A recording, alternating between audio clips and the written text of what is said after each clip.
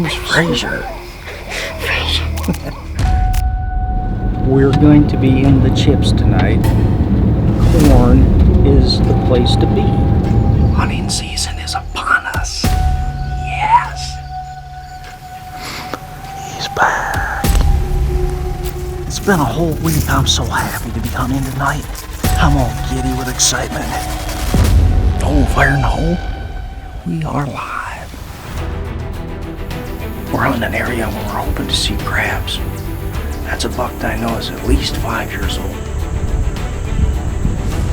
One of the viewers on the YouTube blog said he can't get enough of this crabs buck, wanted to know if we'd go hunt him, so hey, you ask, you shall receive.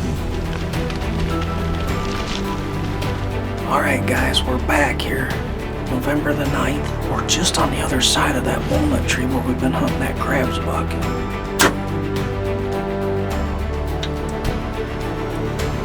Just a buck of a lifetime, guys. So fortunate to have a deer of this caliber to even hunt and see.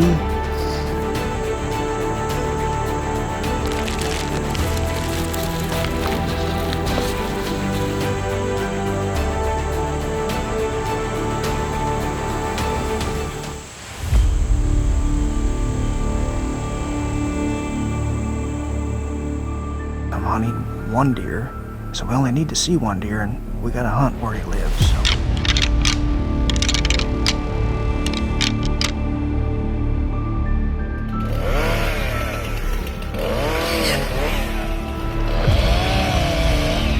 There you go.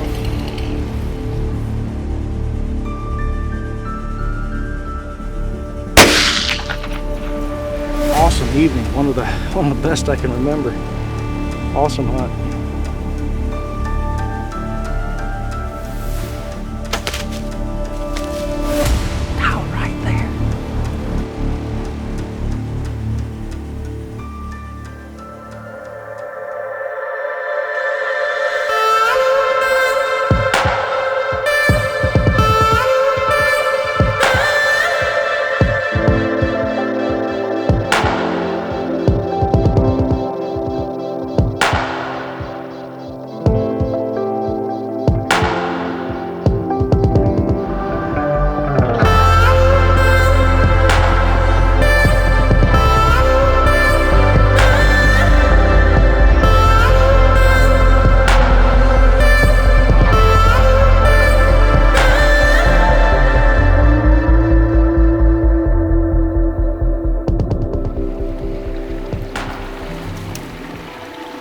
Alright guys, welcome to Midwest Whitetail. We're actually out here in Montana this week. This beautiful country. Grant and I are going to be chasing elk, but our hunt doesn't start for another 2 days.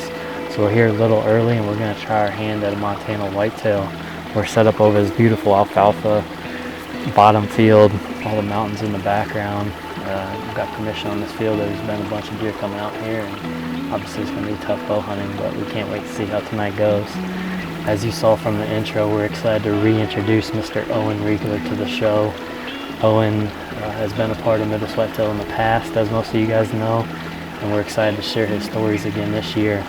On this week's show, he's going to reflect on last year's season. Since we didn't get to have a camera with him last year, he's going to talk about how it went and kind of look forward to this year. So, like I said, we're excited to have him back on the team. We'll let Owen take it from here.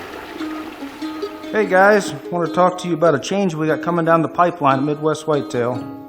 I am going to be back on the main show starting here 2021 going forward, so I'm really excited about that. I'm going to do a lot of stuff that I have interest in, which is archery and everything whitetails, farm setups and stuff like that is my main interest, so I want to do a lot of stuff like that.